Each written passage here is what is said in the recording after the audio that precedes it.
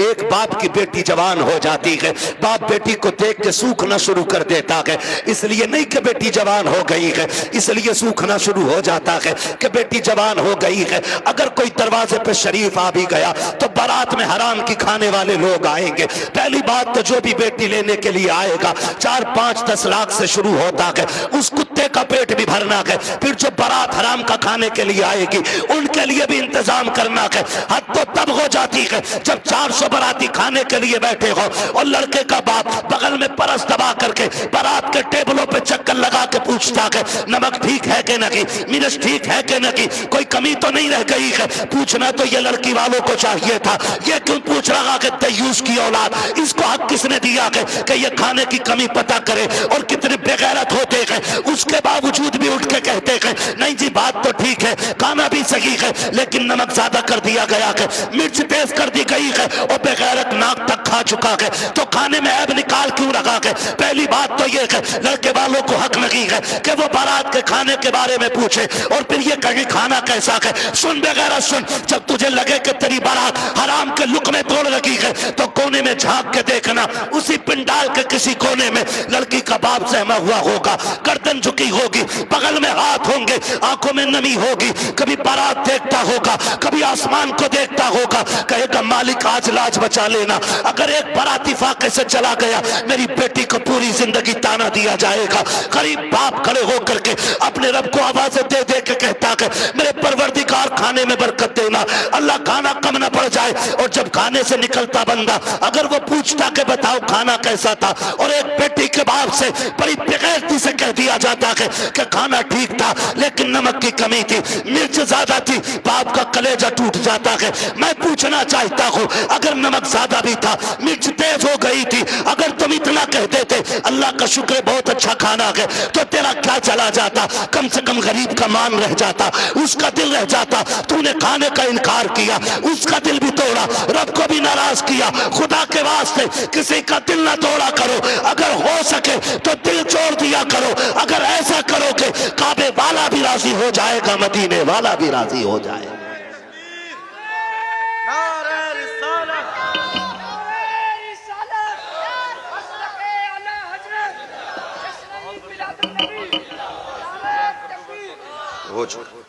तवज्जो है सारे लोगों की, जरा कह दे या रसूल अल्लाह, खाली जलसे करने से कुछ नहीं होने वाला।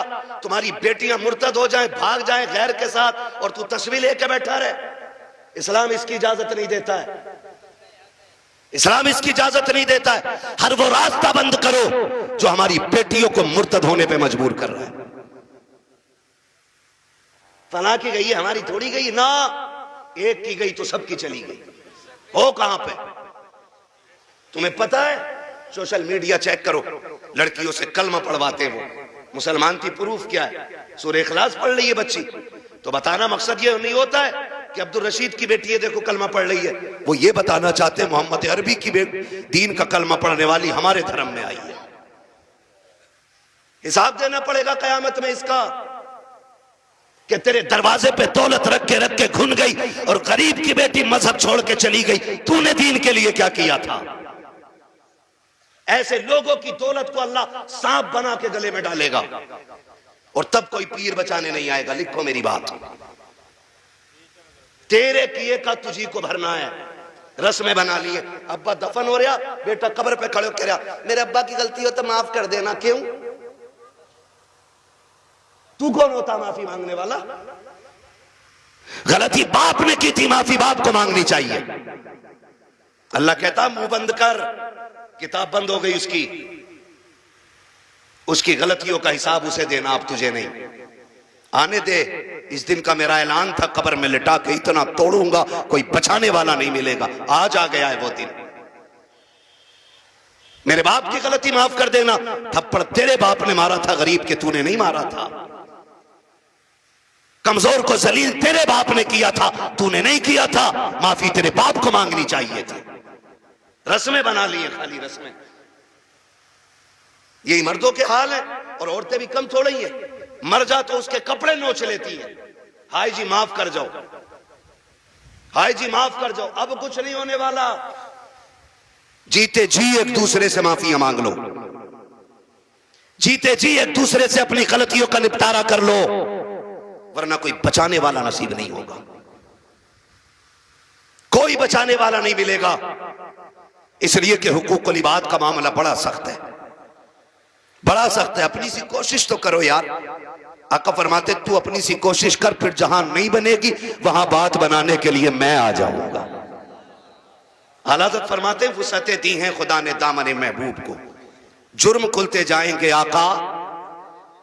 आका मैं फ्री में जन्नत नहीं बांट सकता, माफ कीजिएगा। अगर फ्री की जन्नत के लिए बैठे हो तो मेरी जन्नत नहीं, जन्नत हसनैन के नाना की है। जन्नत उसे मिलेगी जिसे हुजूर चाहेंगे, लेकिन हम अपने आप को बदलें।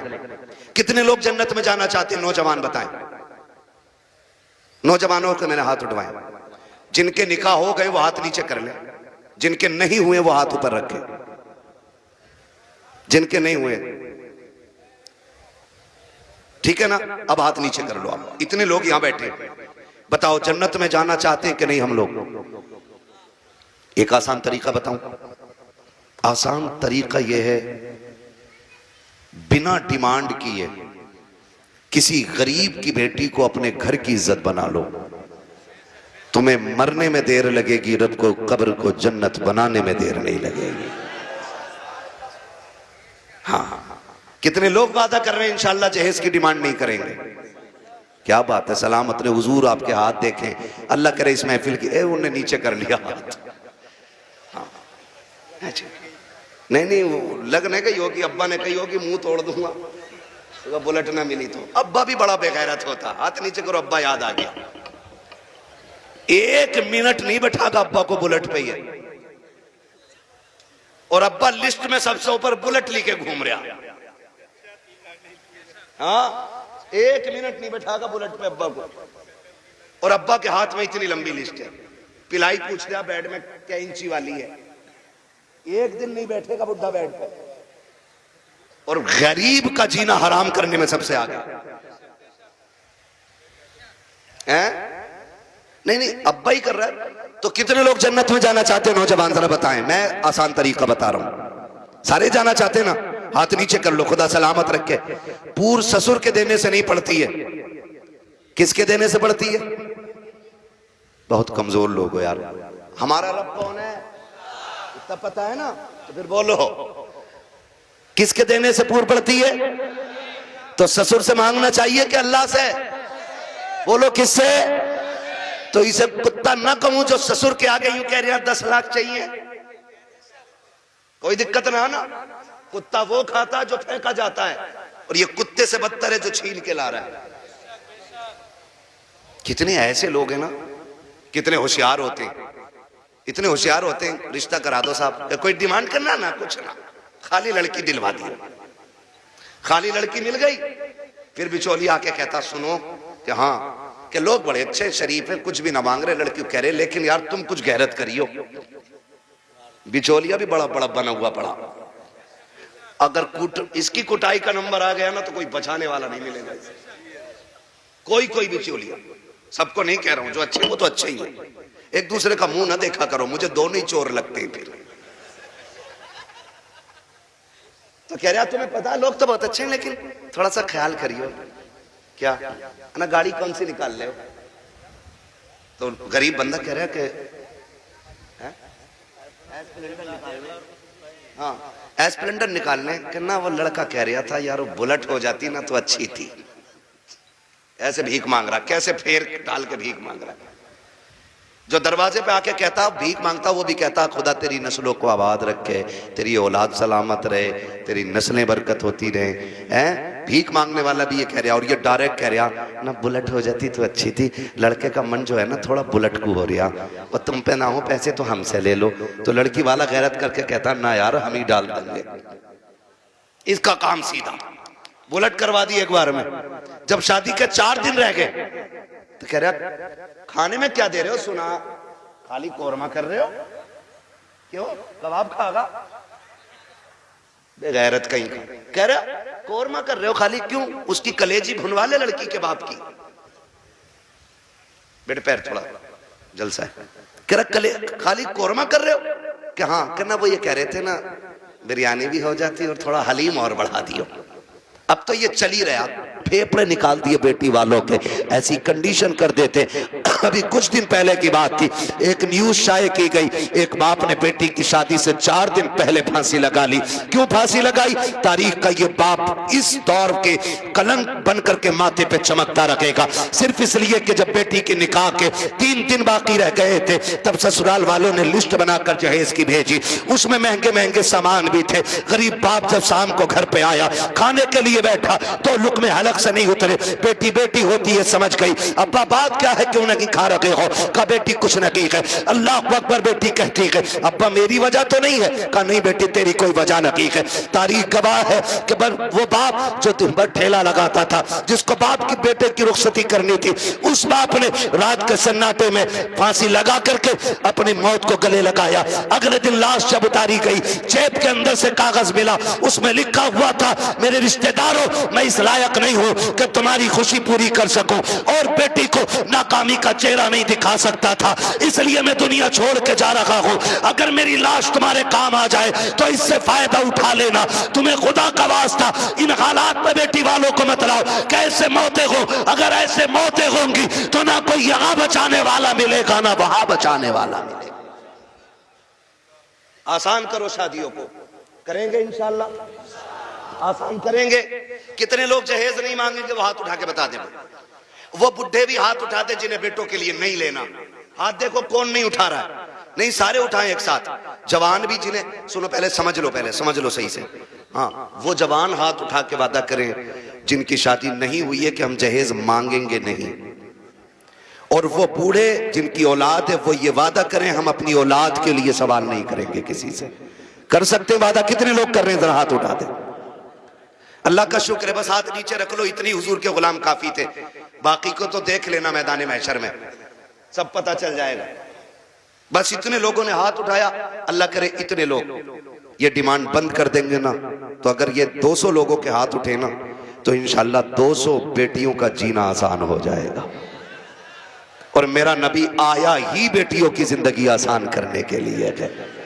इसलिए 12वीं की इस महफिल में मैं बेटियों की इज्जत के हवाले से कहना चाहता हूं, खुदारा इतना आसान कर दो निकाह कि बेटियां सुबह फजर में उठ के कहा करें, शुक्र मालिक तूने हुजूर की उम्मत में पैदा कर दिया है।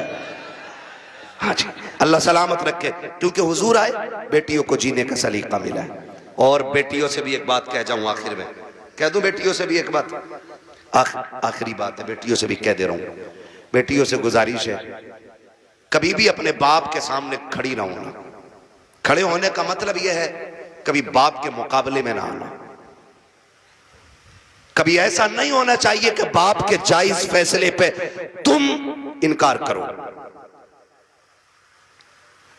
कभी ये मत कहना, आज जो रस्में चल गई है ना, जो कुछ नकाब पहन के सोशल मीडिया पे बच्ची आई, या आप देखें प्रेस कॉन्फ्रेंस में आके कहती हैं कि हमारी आजादी हमारा हक है, हम नकाब क्यों पहनेंगे, हमें जरूरत नहीं है। ऐसी बच्चियों को देख करके कई बच्चियों की सोचें बिगड़ती जा रही हैं। मैं बेटियों से गुजारिश करना चाहूंगा, कभी बेटियां बाप के मुकाबले में आके खड़ी ना हो, और कभी ये ना कहें कि मेरा जिस्म मेरी मर्जी है, मेरा वजूद मेरी मर्जी है। मेरी बेटी अगर रुखसती की बात निकाह की आए ना, तो कभी बाप से जहेज की फरमाइश ना करना। कभी ये मत कहना अपने बाप से कि अब्बा जैसा फलां की बेटी को जहेज मिला वैसी मैं लेके जाऊंगी, इसलिए कि हो सकता है तेरे बाप का कब्जा ना हो। इसलिए कि हर बाप अपनी बेटी को अपनी हैसियत से बढ़ के ही देना चाहता है। ये क्लियर, हर बाप अपनी बेटी को सुन रहे हैं, हैसियत से बढ़ के ही देना चाहता। इसलिए बेटियों से गुजारिश है, अगर रुखसती की बारी आए और बाप पूछ भी लेना बेटी बता क्या क्या चाहिए, तो उसके कदमों में बैठना और उसके आगे दुपट्टे की झोली बनाना, कहना बा अगर देना है ना तो चंद मोहब्बत की दुआएं बेटी की झोली में डाल दे, इसलिए कि तेरी दी हुई महंगी वॉशिंग मशीन 4 साल में खत्म हो जाएगी, तेरा दिया हुआ फ्रिज 3 साल में गल जाएगा, तेरी दी हुई बाइक 1 साल 2 साल 10 साल में टूट जाएगी। प्यार भरी दुआएं दे दे आखिरी सांस तक काम आती रहेंगी। और कभी बाप के मुकाबले में बेटियों खड़ा ना होना, कभी इनको जलील ना करना। मुझे तो हैरत होती है वो बेटियां जो बाप की मर्जी के बगैर किसी के साथ भाग जाती हैं, उनकी हिम्मत कैसे हो जाती है कि वह बाप के चेहरे पे कलंक लगा जाती हैं। उन्हें भरोसा कैसे हो सकता है 2 घंटे नाली पे बैठ के बात करने वाले नौजवान पर कि जो अपने बाप की इज्जत की फिक्र नहीं कर सकता, वो तेरी इज्जत की रखवाली क्या करेगा। और मैं नौजवानों से कहूंगा, ऐसी बेटियों से कभी निकाह न करना जो शादी से पहले तुमसे फोन पे बात करती हो, इसलिए कि जो अपने बाप की इज्जत की रखवाली नहीं कर सकती, वो अपने शोहर की इज्जत की रखवाली कभी नहीं कर सकती है।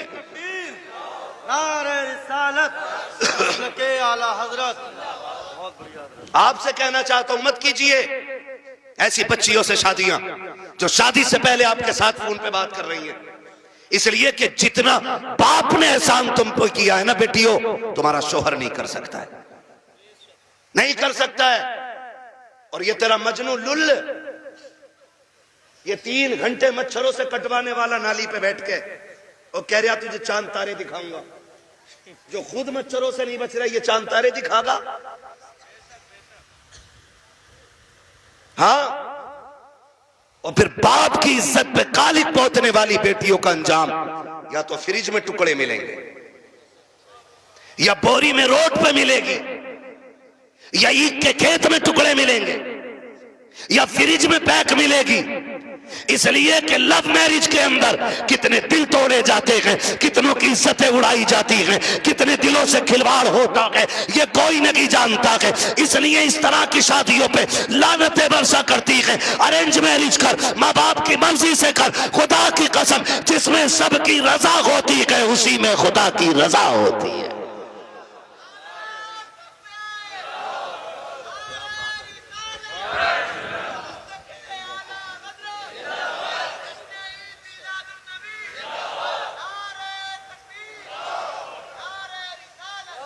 आखिरी गुजारिश बेटियों से है, बाप के चेहरे पे कालिक ना पोतना।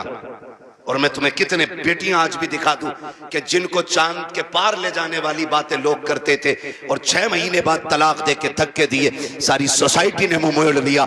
यही बाप जिसका मुंह काला करके बेटी गई है, इसी ने उन बेटियों के लिए दरवाजा खोला है। वही बाप फिर इस बेटी को रखता है जिसकी इज्जत के साथ खेला बेटियों ने। मैं तो कुल के कहता हूं बेटियों से, खुदा की कसम खा के कहता हूं, पूरी दुनिया के आशिक एक पल्ले में रखो और सिर्फ बाप का रिश्ता बेटी से दूसरे पल्ले में रखो। पूरी दुनिया के आशिकों का इश्क कम पड़ जाता है और बाप की एक दिन की मोहब्बत भरी निगाह जो बेटी के चेहरे पे पड़ती है, वो पूरी दुनिया के इश्क पे भारी पड़ जाती है। सच कह रहा हूं, ये याद रखिएगा, जो इज्जत बेटी को एक बाप दे सकता है वो कोई रिश्तेदार नहीं दे सकता है। और ये मेरे नबी ने करके दिखाया है। आज कहना आसान है, मेरी बेटी मेरे जिगर का टुकड़ा है। हुजूर ने तब कहा था मेरी बेटी मेरे जिगर का टुकड़ा है, जब बेटी को कत्ल करने पे फख्र होता था। हाँ, क्या दो की बेटी हो, क्या कर सकती हो बाप के लिए, इसका एहसान जानती हो तो तुम्हें बताऊं। अगर ना पता हो ये बात जहन नशीन कर लेना। एक एक बेटी मेरी बात कान खोल के सुन लेना। इस बेटी को 12वीं वाले सरकार ने इज्जतें दी हैं। सुन मेरी बेटी, जब तू माँ के शिकम में आई थी, पूरा खानदान कह रहा था बेटा होगा तो अब्दुल्ला नाम रखेंगे। कोई कहता था अपने नाम पे नाम रखूंगा, कोई कहेगा भतीजे का नाम ये रखूंगा, दादा कहते था पोते का नाम ये रखूंगा, दादी कहती थी लाडला आएगा, नाम उसका शेर रखा जाएगा, अब्दुल्ला रखा जाएगा। सबने बेटों के नाम सोचे थे, बेटी का तो तसव्वुर भी किसी का नहीं था। जब वक्त ऊपर हुआ विलादत के वक्त से, तेरी माँ को हॉस्पिटल ले जाया गया। चचा ने कहा कि ऑर्डर दे दो, जल्दी से मीठा बन जाए, भतीजा आने वाला है। पूरे खानदान में खुशियां थी, लेकिन अचानक हॉस्पिटल से फोन आया कि बेटी आई है। चचा का चेहरा उतर गया, दादी का चेहरा उतर गया, दादा बिस्तर पे गिर गया। वो जो मीठे बने थे, लोगों ने ऑर्डर कैंसिल कराए। दुकान वालों ने कहा क्यों नहीं लेता, कहा बेटा आता तो लेता, भतीजा आया कि इसलिए मीठा नहीं चाहिए। ये कह के मीठा टुकड़ा दिया गया था, क्योंकि तू पैदा हो गई है। दुनिया ने तुझे मनहूस समझ रहा है, दुनिया आज भी तुझको वैल्यूबल नहीं मान रही है। खुदा की कसम खा के कहता हूं, जब चचा को तेरे आने से तकलीफ, दादा को तेरे आने से तकलीफ, दादी का चेहरा तेरी वजह से उतरा है, सब ने तुझे ठुकराया। एक बाप ही तो था जो हॉस्पिटल सीना उठा के गया था और इसने तुझे गोद में उठा के तुझे चूम के कहा था दुनिया लानत दे रखी है, लेकिन शुक्र है अल्लाह ने मुझे जन्नत का टिकट अता फरमा दिया है। सबसे पहले जिसने तुझे अपनाया वो तेरा बाप था। हालांकि चचा ने भी मीठे से इनकार किया। ये कहता मेरे लिए जन्नत का टिकट आ गया, मेरे जिगर का टुकड़ा आ गया है। ये बाप फिर तुझे कंधे पे लेके बाजार गया। लोग कहते थे दुनिया बेटे को उठा के घूमती है, कितना मनहूस है, 4 बेटियां ही बेटियां, एक चिराग जलाने वाला नहीं। मैं कहता हूं मुंह बंद कर, अल्लाह बुझाने पे आए ना तो 18 बेटों वालों के चिराग बुझा देता है, और जब जलाने पे आता है तो खुदा बेनामो निशान लोगों के नाम के चिराग दिला देता है। कह रहा एक भी नहीं चिराग जलाने वालों, खाली बेटियां ही बेटियां हैं। तो पता बाप क्या कहता था? बाप फखर से कहता था बस कर, तुझे नहीं पता मुझे बेटी में बेटा नजर आ रहा है, मुझे बेटी काफी है। ये कह के बाप तुझे 18 साल पालता रहा, और आज किसी की मोहब्बत ने तुझे ऐसा बहकाया कि उसी बाप के माथे पे कालिक बोत गई बेटी। खुदा के वास्ते बेटियों से गुजारिश करूंगा, कितनी भी बड़ी तुम्हें कोई स्कीम, कोई ऑफर तुम्हें कोई करे, कभी किसी की नहीं सुननी है। अपने बूढ़े बाप के सफेदी के लगे हुए बालों को देखना है, अपने बाप के लगे हुए टोपी के पैबंद को देखना है, इसलिए कि करोड़पति बाप का बेटा तुम्हें चंद दिन ऐश करा सकता है, फिर तुम्हें एक जूती से ज्यादा औकात नहीं देगा। वो भी अपने बाप के घर में रह, भले चटनी से खाएगी, रोजाना शहजादी बन के रोटी खाया करेगी। इसलिए बेटियों से गुजारिश है बाप के चेहरे पे कालिक न पोतना। बेटों से गुजारिश है आप भी ना निकलें इस आशिकी से और कुछ कामयाबी की तरफ चलें, पढ़ें, कुछ IAS बने, IPS बने। अब याद रखिएगा फतह उनकी होगी जो इल्म वाले होंगे, कामयाब वो होंगे जिनके पास तालीम होगी। अब दौर बम बारूद का नहीं, अब दौर कलम का है। इसलिए पढ़िए और इतने आगे बढ़ जाइए कि दुनिया देख के कहे हुजूर की उम्मत जैसी कोई उम्मत नहीं है, इसलिए कि ये अपने हक के लिए लठ चलाना नहीं, अपने हक के लिए कलम चलाना जानती है। पढ़ेंगे इंशाअल्लाह, अपने बच्चों को पढ़ाएंगे। और ये भी गुजारिश आखिर में करता जाऊं, बेटियों को इतना पढ़ाओ बस जितना जरूरी है, इसलिए कि जितनी मुर्तद हो रही हैं वो school, colleges, hostel, service, duty, ये करने वाली बच्चियां ज्यादातर बाप के मुंह पे कालिक पोत रही हैं। मुझे एक बात बताओ, अगर तुम्हारी बेटी IAS बन भी गई या उस डिग्री को हासिल कर लिया और उसने बाप का मुंह काला कर दिया, तो लानत हो ऐसी डिग्री पे। डिग्री वो बेहतर है कि जिसकी वैल्यू कब्र में भी काम आए और हश्र में भी काम आए। इसलिए बेटियों को दीन दीजिए, और वो भी इतना दीन जितना जरूरी है। मैं इसके भी खिलाफ हूं कहीं ने 10-10 साल के लिए मदरसे में रखो, इतना जितना जरूरी है बस बच्चियों को दीन दें, बच्चियों को दीन दें, और बाहर निकलने से रोकें बेटियों को। पर्दे क्या, इनको हुक्म दें। बेटियां बोझ नहीं होती, रवैये बोझ पैदा कर देते। नहीं भाई इतना नहीं बोल पाएंगे, 1 घंटे से ऊपर बात हो गई है।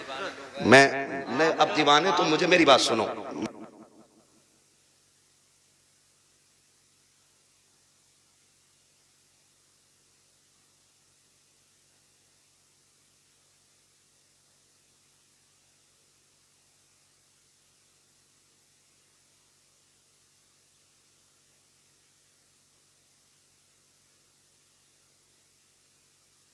ना बात लंबी हो जाएगी, ठीक है ना।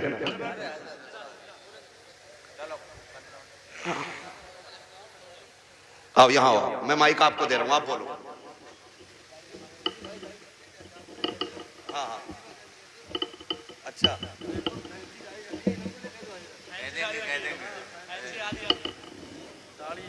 अच्छा ये कह रहे हैं भाई साहब के फैंसी वाली दाढ़ी पे भी बात कर लो। मेरे भाई इतनी कमियां हैं कि एक दिन में सारी बातों पे बात तो नहीं हो पाएगी, ठीक है ना भाई। मेरी गुजारिश है दाढ़ियां पूरी रखो और पैंटे ना पहना करो, कुर्ता पजामा पहना करो, हुजूर का दिया हुआ लिबास पहना करो, दाढ़ियां पूरी रखो और कटना निकालो, ठीक है ना। इस चीज से बचिएगा, हुजूर की सुन्नत है और ये वो सुन्नत है जो वाजिब के हुक्म में, ठीक है ना भाई। सुन रहे हैं मेरी बात? हाँ, अल्लाह आपको सलामत रखे। कोशिश ये करें कि अपना जाहिर अपना बातिन मुकम्मल बिल्कुल हुजूर की दीन की रोशनी में होना चाहिए। मेरे भाई ने एक दर्द था सीने में, मुझसे कह दिया, मिंबर की तरफ से भी फरमाइश हो रही है अभी इस टॉपिक पे और बोलें या इस मौजू पे और बोलें, एक दिन में उतना ही सबक बेहतर है जितना याद हो जाए। करेंगे इंशाअल्लाह इन बातों पे अमल। गुस्से में तो नहीं देख रहे हैं, देखोगे भी तो क्या बिगड़ता है। कोशिश ये कीजिएगा कि रवैये बेहतर करें, बेटियों को भी दीन दें, बेटों को भी दीन दें, और ऐसी तरबियत बच्चों को दें कि उन्हें माँ बाप की इज्जत की फिक्र होनी चाहिए। इतनी सारी बातें मैंने आपसे कही, मैं चाहता तो सिर्फ वाकयात में वक्त गुजार के अपनी बात खत्म कर लेता, लेकिन मैं चाहता था कुछ जरूरी बातें जो ज्यादा जरूरी हैं आपसे कह जाऊं। इतनी बात हो गई, और खुदारा आपसे भी गुजारिश है, नौजवानों, बहन, बेटियां, अल्लाह करे हर घर में कोई ना कोई बेटी मुस्कुरा रही हो। ये एक दुआ है मेरी, अल्लाह करे हर बेटी, हर घर के अंदर कोई ना कोई बेटी हो। आपके घर के अंदर जो बहू है ना, वो किसी ना किसी की बेटी है। आप उसको नौकरानी ना समझिएगा। ये शिकायत तो लोग करते हैं ना कि बहू अब्बा नहीं कहती है, तो सुन भाई अब्बा, तू पहले से इस घर में रह रहा है, बच्ची बाद में आई है, इसको तुम्हारे बीच घुलने मिलने में वक्त लगेगा, इस घर को अपना समझने में वक्त लगेगा, लेकिन तू तो पहले से है ना, तो लाजिम है कि तू उसे बेटी पहले कह, वो तुझे बाद में अब्बा कहेगी। उसे यह एहसास दिलाइए कि तू गैरों में नहीं, अपनों के बीच में आई है। तू बगैर बाप की नहीं, यहां तेरा बाप है। तू बगैर मां की नहीं, यहां तेरी मां भी है। तू बगैर बहन के नहीं, यहां तेरी बहनें भी हैं, यहां तेरे भाई भी हैं। यह एहसास उसको दिलाइए। अभी शेर पढ़ा था हसन रजा बरेलवी साहब ने, उन्होंने हजरत उमर के हवाले से कहा था, बच्ची ने जो कहा था ना, अम्मी खुदा देख रहा है, खुदा देख रहा है। हजरत उमर जब उसको अपने बेटे की दुल्हन बना करके लेकर आए, घर में बैठा के कहा था, बेटी बता मैं तेरा क्या लगता हूं? तो बच्ची ने कहा था, आप मेरे चचा लगते हैं। आपने कहा बस चचा? कहा हाँ आप मेरे चचा लगते हैं। तो कहा बेटी बाप नहीं कहोगी? कहा मेरे बाप का इंतकाल हो चुका है। हजरत उमर की आंख में आंसू आए, फरमाया खबरदार आज के बाद चचा ना कहना, जब भी कहना बाप कह के आवाज देना, इसलिए कि अगर एक बाप चला गया है, खुदा ने तुझे दूसरा बाप अता कर दिया है। हम पहले अपनी तरफ से पहल करें कि उसको अपनी बेटी तस्लीम करें, लेकिन ना बहू आई, सास का कैमरा लग गया, इसकी आंखें कुरान पढ़ने में काम नहीं करती हैं, इसकी आंखें तस्बीह में काम नहीं करती, इसकी आंखें बहू पे बराबर काम कर रही हैं, दूर बैठी है और से देख रही। तुझा शाम कोई लल्ला कि तेरी बहू बहुत लफूदड़ी है। कहा क्योंकि इसे बर्तन धोने नहीं आते। कहा तुझे कैसे पता? कि मैं देख रही थी। इसे ये काम करना नहीं आता, इसे ये भी नहीं पता किचन किधर है। वो नई नई आई है, सब सीख जाएगी। खुदारा रवैये बेहतर करो। आपकी बेटी से नुकसान हो जाता है, कहते हैं पगली कब सीखेगी, और जब बहू से नुकसान होता है ना, डायरेक्ट कहते हैं हराम का था, तेरे बाप ने ला के रख दिया, जो तोड़ दिया तूने। जब ये ताने बच्चियों को दिए जाते हैं ना, तो खुदा की कसम बच्चियां फिर रोया करती हैं। शाम को शोहर के बिस्तर पर बैठ के कहती हैं, मेरे सरताज अपने माँ बाप से कह दो जूतियां मारे, चप्पल मारे, हमें कोई शिकायत नहीं है, लेकिन कभी बाप का ताना ना दे, बाप की गुर्बत की गाली ना दे। जब कोई हमारे बाप की गुर्बत की गाली देता है, तब वो चोट यहाँ नहीं यहाँ लगा करती है। बेटियां रो के कहती, इन्हें क्या मालूम है, जिस दिन से मैं पैदा हुई मेरे बाप ने घी खाना छोड़ दिया था। इनको क्या पता है जब मैं पैदा हुई थी मेरे बाप ने शौक पूरे करना छोड़ दिए थे। मेरी माँ कहती थी घी क्यों नहीं खाते हो, कमजोर हो जाओगे। तब मेरा बाप कहता था कि इतना कर लूं ताकि बेटी को इज्जत से रुखसत कर दो। ए मेरी बीवी, मेरा बाप कहता था मेरी बीवी तू घी की बात करती है, जिस दिन बेटी को इज्जत से रुखसत कर दूंगा उस दिन दुनिया का सबसे बड़ा पहलवान कहलाने लग जाऊंगा। खुदारा आपसे गुजारिश है, अपनी बेटियों को जो प्यार देते हो वही प्यार बहू को दो। सासों से भी गुजारिश है, अगर आपकी बेटी खता कर दे आप नजरअंदाज कर देते हो, बहू से नुकसान हो जाए तो उसे नजरअंदाज क्यों नहीं कर सकते? तुम दूसरी की बेटी को सताते हो और फिर अपनी बेटियों के लिए तावीज कराते हो, तो लिख लो इस बात को, अगर तुम चाहते हो कि तुम्हारी बेटियां सुख में रहें, आराम से रहें, उसूल बनाओ, अगर तुम दूसरे की बेटियों को सुख दोगे, अल्लाह तुम्हारी बेटियों को इज्जत अता फरमा देगा। हाँ, ये उसूल याद रखिएगा। और अगर तुम दूसरे की बेटी को जूती में रखोगे तो जन्नत से तेरी भी नहीं उतरी है। अगर तू एक बेटी किसी के जूते मारेगा बेटी के, तो एक जूता तेरी बेटी को खाना पड़ेगा। ये दुनिया का है, जैसी करनी जोर से, जैसी करनी वैसी भरनी है। ठीक है ना? करेंगे इंशाअल्लाह ऐसे ही, मुआशरे को बेहतर कर लीजिए। इतना खूबसूरत कर लो कि हमारी बेटियां मुर्तद ना हो, गुर्बत की वजह से जान न दे, बेटियां बाप के सर पे बोझ महसूस न करें। बेटियां बोझ नहीं होती हैं, बेटियां बोझ होती तो खुदा महबूब के आंगन में कभी 4 फूल न खिलाता। खुदा महबूब को 4-4 बेटियां नहीं देता, हुजूर के आंगन में 4-4 बेटियां गए, इसलिए कि बेटी रहमत नहीं होती, बेटी खुदा की रहमत होती है। क्या होती है? खुदा की, जोर से खुदा की, और जोर से खुदा की रहमत होती है। ठीक है ना? फरमाइश हो रही है हुजूर का शजरा पढ़ दो, है ना? ऑपरेटर साहब इसे थोड़ा इको दे सकते तो दे दें, तकरीर तो हो गई।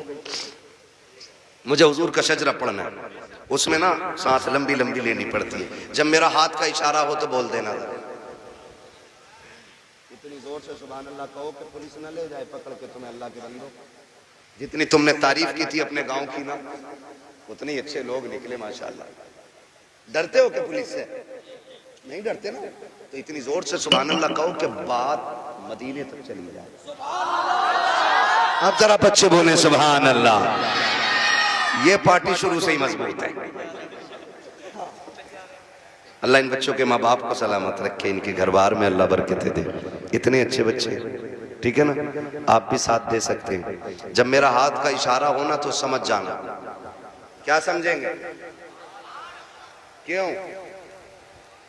इसलिए कि मौलवी की सांस अटक रही है, समझ जाना। तुम सुभान अल्लाह कहोगे, उसी बीच में मैं सांस ले लूंगा, तुम्हें नेकियां मिल जाएंगी और मुझे सांस मिल जाएगी। डंडी ना मारना, नमाज जनाजा नहीं है, तकबीर पूरी करके रुकूंगा। साथ दोगे तो शजरा पूरा करूंगा, वरना वो भी छोड़ के हट जाऊंगा। साथ देंगे ना इंशाअल्लाह? बोलो जरा सुभान अल्लाह। हाँ मेरे भाई, बहुत देर से मैं देख रहा हूँ बेचारे इधर उधर बैठे हुए हैं, और जो खड़े हैं उनका तो कहने ही क्या। खुदा सलामत रखे सबको। बोल सकते हैं सुभान अल्लाह? ए बेटे लल्ला बाबू, किसका? कलवा का? फोन बंद कर ले बेटे, अब रात दिन फोनों में ही देखा, आप सामने से देख लो, है ना? बोले जरा सुभान अल्लाह। साथ ना छोड़िएगा, देखिएगा मैं हाथ का इशारा करूं तो बोल ही दीजिए, मेहरबानी होगी। मेंबर वालों आप खाली दुआ दे दो। वहां साजिद साहब ये तंजीम चलाता है ना, इनका ग्रुप चल रहा है खिदमत खल्क 50 रुपए में, 1 साल से चला रहे हैं। और इन्होंने बताया कि ये गरीब बच्चियों की शादी में भी मदद करते हैं, और ये भी बताया कि इन्होंने ये बीमारों को जो कमजोर होते हैं उन्हें दवाएं दिलाते हैं। हाँ, ये ऐसा काम करते हैं तो फिर जिम्मेदारी बनती है सारे लोग शाना बशाना ऐसे लोगों के खड़े हों कि जो मुश्किल में दूसरों के काम आया करते हैं। माशाअल्लाह, अल्लाह उन जवानों को बरकतें अता करे जो 70-80 लोग इस जमात से जुड़े हुए हैं। अल्लाह उनकी नस्लों में बरकतें अता फरमाए। और याद रखिएगा, खुदा की राह में देने से कभी कम नहीं होता, बढ़ जाया करता है। ठीक है ना? तो जुड़िएगा, आप ये काम भी कीजिए और मेरे साथ जरा दुआ मुझे भी आप दे दीजिए, ठीक है ना? मेंबर वाले दुआ दें और नीचे वाले आमीन कह दें, फिर सारे बोलते हैं सुभान अल्लाह, और जोर से सुभान अल्लाह। नहीं, इन बच्चों के बगैर काम नहीं चलने वाला। बच्चों तुम बोलो जरा सुभान अल्लाह। हाँ जी, यही काम चला रहे। ये अलग बात है, बेचारों को ना समेट के ना फिलिस्तीन की तरह एक कोने में कर दिया, जबकि जलसा शुरू कराने ये आते हैं, आखिर तक ये रहते हैं। प्रधान निकल, चलो चलो यहाँ मैं बैठूंगा। औकात क्या है तेरी, तू बच्चों को हटा रहा है। जितना रिश्ता तेरा है ना हुजूर से, उतना ही रिश्ता इन बच्चों का है हुजूर से। और कभी बच्चों को हटाया ना करो, इसलिए कि जलसा शुरू भी यही कराते हैं और अक्सर आखिर भी यही कराया करते हैं, है ना? बोले जरा सुभान अल्लाह और जोर से। ऑपरेटर साहब आवाज दे सकते हो तो दे दो, वरना मेरी तो खत्म हो चुकी है आवाज। कमेटी वाले सारे यहाँ हैं? कितने कमेटी वाले? 1 2 3 4 5 6 7, अल्लाह सलामत रखे, 7, और बाकी मेरे इधर बाएं दाएं बाएं खड़े। ठीक, अब सारे शामिल हो जाएं। बोलो भाई सुभान अल्लाह और जोर से। आदम के बेटे बेटे शीश, शीश के बेटे अनस, अनस के बेटे कैनान। क्या कहूं आपसे, बहुत अच्छे लोग मिल गए आज। बोलो जरा, जितना बोल सकता जो बोल ले सुभान अल्लाह। आदम के बेटे शीश, शीश के बेटे अनस, अनस के बेटे कैनान, कैनान के बेटे मेलाइल, मेलाइल के बेटे व्यारत, व्यारत के बेटे इदरीस, इदरीस के बेटे मुतवश्शिक, मुतवश्शिक के बेटे लबकने के नाम, लबकने के नाम के बेटे नूह, नूह के बेटे साम, साम के बेटे जुलाद, जुलाद के बेटे साले, साले के बेटे आबिर, आबिर के बेटे दाता, दाता के बेटे रावा, रावा के बेटे सारू, सारू के बेटे नाखुर, नाखुर के बेटे तारिक, तारिक के बेटे इब्राहिम खलीलुल्लाह, इब्राहिम खलीलुल्लाह के बेटे इस्माइल ज़बीहुल्लाह, इस्माइल ज़बीहुल्लाह के बेटे केदार, केदार के बेटे वाम, वाम के बेटे हमल, हमल के बेटे साबित, साबित के बेटे सलमान, सलमान के बेटे रईसा, रईसा के बेटे इलियासा, इलियासा के बेटे औद, औद के बेटे हव्वा, हव्वा के बेटे अदनान, अदनान के बेटे मोहित, मोहित के बेटे नदार, नदार के बेटे मदन, मदन के बेटे इलियास, इलियास के बेटे मुदरिका, मुदरिका के बेटे खदीमा, खदीमा के बेटे किनाना, किनाना के बेटे नदन, नदर के बेटे मालिक, मालिक के बेटे फार, फार के बेटे गालिब, गालिब के बेटे लुई, लुई के बेटे काब, काब के बेटे मुर्रा, मुर्रा के बेटे किलाब, किलाब के बेटे कुसै, कुसै के बेटे अब्दे मनाफ, अब्दे मनाफ के बेटे हाशिम के, हाशिम के बेटे अब्दुल मुत्तलिब के, अब्दुल मुत्तलिब के बेटे अब्दुल्लाह के, अब्दुल्लाह के बेटे मोहम्मद रसूलुल्लाह। कोई बीच से खड़े होकर नारा लगा दे ताकि पता चले यहाँ गैरत वाले लोग रहते हैं।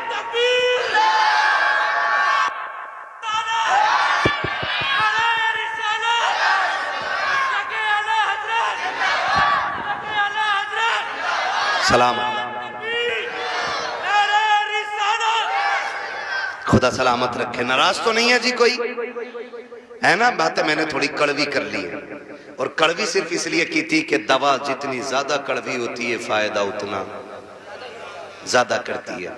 मिंबर पे बैठ के चापलूसी करना, लोगों की खुशी के लिए उनकी मन की बातें कहना, ये जब तक होता रहेगा तब तक मुआशरा सुधरेगा, सुधरेगा नहीं। बारात कम से कम लेके जाएंगे इंशाअल्लाह, कोशिश करें खत्म, लेकिन खत्म तो होना नहीं है, लेकिन फिर भी कोशिश ये करें कि कम से कम रखेंगे इंशाअल्लाह। डिमांड बंद करेंगे इंशाअल्लाह, बहू बेटियों की इज्जत करेंगे इंशाअल्लाह। और बेटियों से गुजारिश है कि जब तक जिंदा रहना माँ बाप की इज्जत की पहरेदार बन के रहना है।